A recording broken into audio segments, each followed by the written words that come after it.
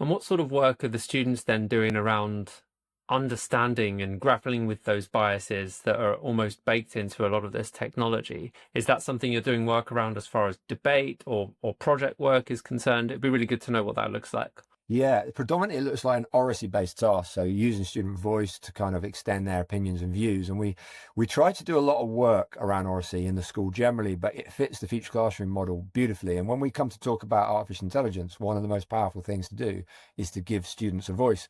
And I guess one of my criticisms of the way education is at the moment, and it's because of the pandemic and external pressures, is that the kids don't get a voice. I sit in the back of a lot of lessons and you wouldn't believe how little they speak. Sometimes kids speak 3 times a lesson and only 2 of those occasions are to the teacher. It's a shame. So I see, like, we need to be speaking about artificial intelligence more to children. And what was fascinating is the first AI sprint we did was with Darren Coxon and Priya Lakhani, and student voice and agency came out as a real theme from them. And I agree. I think that even at the primary level, the younger the better. We need to be having conversations with these kids about what this technology is.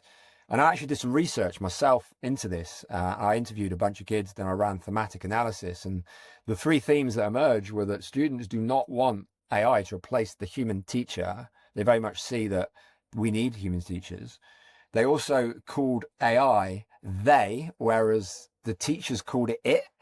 And I'm fascinated by that sort of vernacular, because what do they mean by that term they? Are they pointing towards almost a symbiosis of between technology and humans, almost like on a post-human level? We're going to put a research category around it. And the teachers were very categorically, it's an and there was that language. And I didn't notice it when I was interviewing the students. I only noticed it when I was going through the transcripts, and it was so obvious.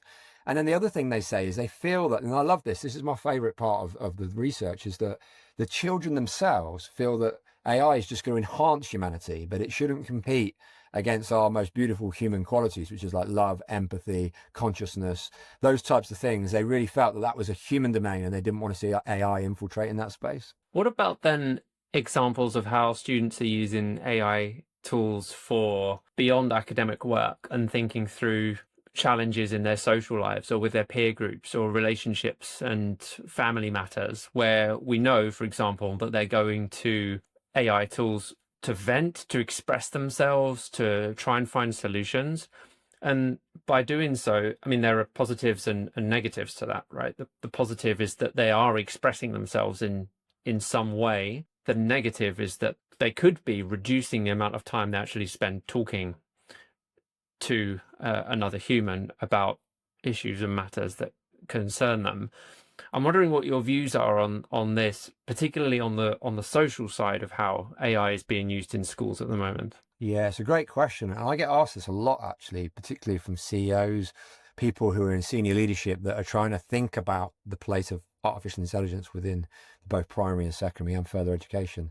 I think in a nutshell, the positives are that it is companionship and it can be used to kind of take away sometimes some emotions that humans get attached to. So I'll give you an example. I know a lot of teachers that use it to debug passive aggressive emails from parents, because at the end of a busy teaching day, you can be pretty exhausted, right? And like, you get this email and it's probably not meant to be personal to you, but you read it as such. And AI is brilliant at stripping that out and just saying, actually, this is what they say and this is what you should do.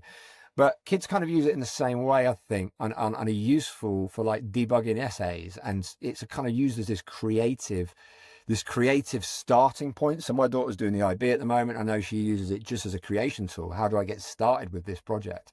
But equally, there's this downside that Laura Knight speaks quite a lot about, which is this intellectual offloading. We could get into a danger of them academically relying on it and over-reliance, but also this synthetic intimacy. It's quite a mouthful, that, whereby we kind of, children are getting into this idea that they believe that devices are almost on a human level. And that research that I spoke about a minute ago, that kind of points to that, doesn't it? The nod to that word. And I guess there's a danger there that we really need to be aware of as parents and as educators and as people, sort of politicians and policy as well.